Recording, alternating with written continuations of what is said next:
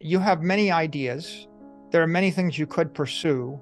The world is full of lots and lots of good ideas, lots of temptation. And if you see 100 things, you'll probably have 100 ideas about how to improve each one of those things. But you have limited time in the day, and the world's a very competitive place.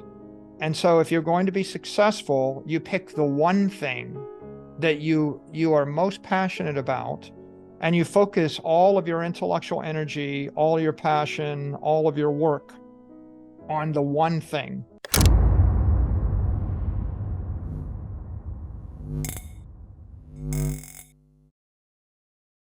MicroStrategy's executive chairman, Michael Saylor, gives his prediction for Bitcoin in the coming months.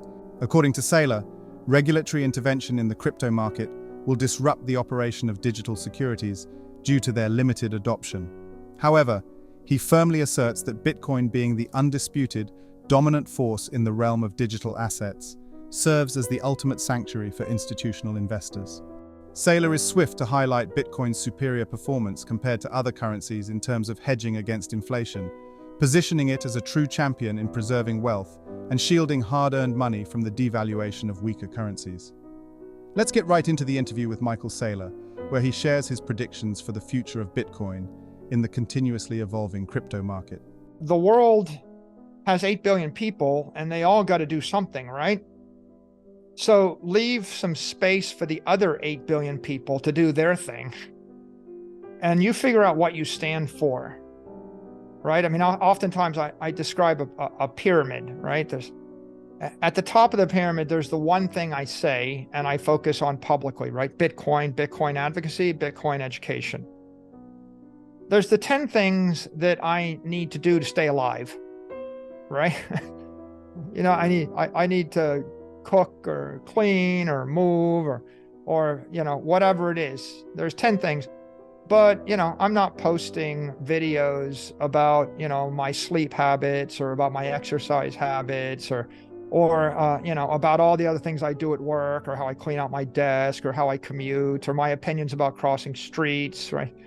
Right. I got to do those things, right? You jump in the water, you don't know how to swim, you drowned, and it's all over for you. So I have to do it, but it doesn't mean it's what I share with the public or what I focus on. I don't harbor any illusions that I'm the world's greatest swimmer, or I'm the world's, greatest diet advocate, or the world's greatest exercise advocate, or even, whatever it is. I occasionally I buy Bitcoin. I'm not telling you how to buy the Bitcoin, right? There might be someone that's better at it. I'm not going to tell you exactly how to do it. I'm not going to give you advice on this bank, that counterparty, etc. Even though I have to do those things, but I recognize with a sense of humility that that in and of itself, if you want to do a review of every Bitcoin custodian in the world, in every country, with every tax jurisdiction, that in and of itself is a full-time job, right? So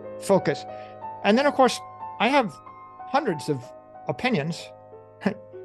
I could give you an opinion on everything under the sun, right?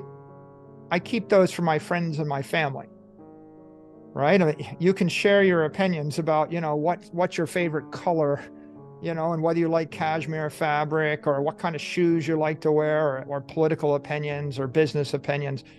But if you think of it as a pyramid, at the top of the pyramid is the one thing that you're going to stand for in this world where you're going to make your living, right? Focus on the one thing. Keep the 10 things, do the 10 things, because you got to live, right? And the 100 things I keep to myself, right? Or keep to your close circle. And I think that if you have that formula, I think you'll be most successful either in advocacy, or in education, or in entertainment, or in execution, right? There's that famous phrase, shut up and sing. When you're the world's greatest bluegrass singer, people don't want your political opinion on monetary policy in Japan, right? They want you to play the banjo because that's what they care about. There's someone else that spends 4,000 hours a year thinking about monetary policy in Japan.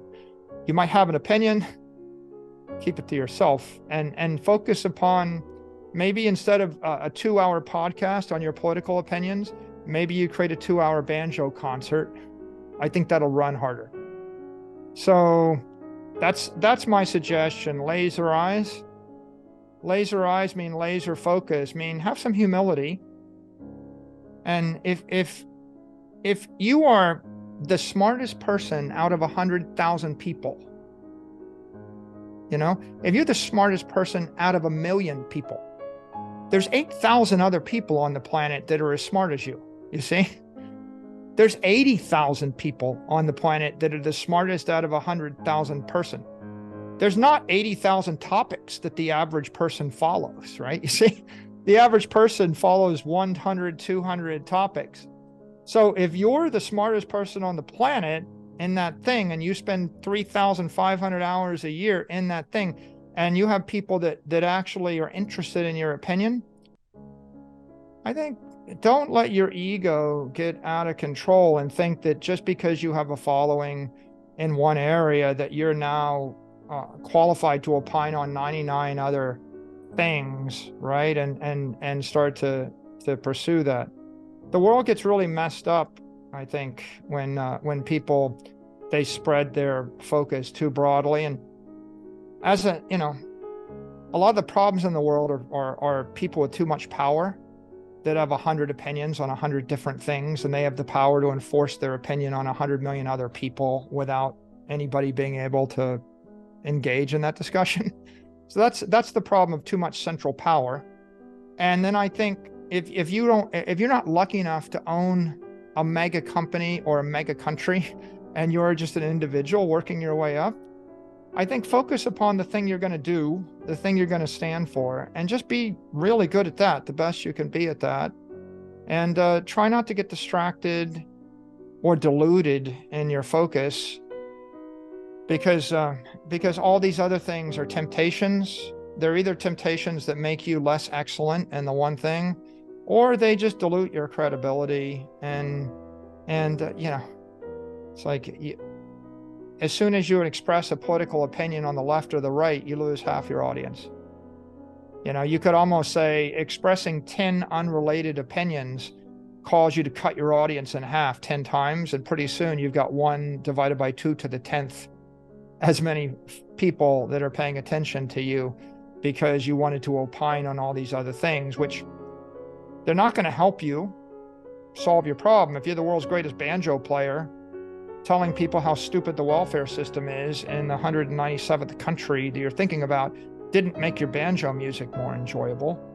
It just made a set of people dislike you intensely forever.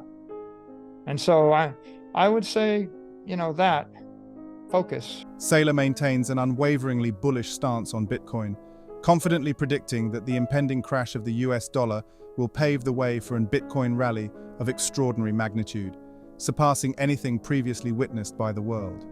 In light of this, Saylor advocates for investing in scarce and highly profitable assets that demonstrate resilience against counterparty risk. He keenly observes the escalating global demand for a stable digital currency, driven by the mounting currency instability faced by nations across the globe. According to Saylor, Bitcoin's enduring value lies in its validation and its capacity to serve as the foundation for an entire asset class. While acknowledging that robust nation-states may continue to cling to their fiat currencies, he anticipates the eventual collapse of the majority of countries' monetary systems. In such a landscape, Saylor discourages the holding of cash, which rapidly depreciates by 20% annually. What do you think about the latest interview with Michael Saylor? And what are your thoughts on his insights into the paradigm shift driven by Bitcoin's emergence and its impact on crypto investment strategies globally? Comment down below. Thanks so much for watching. Don't forget to hit the like button and subscribe for more content just like this. We'll see you in the next video.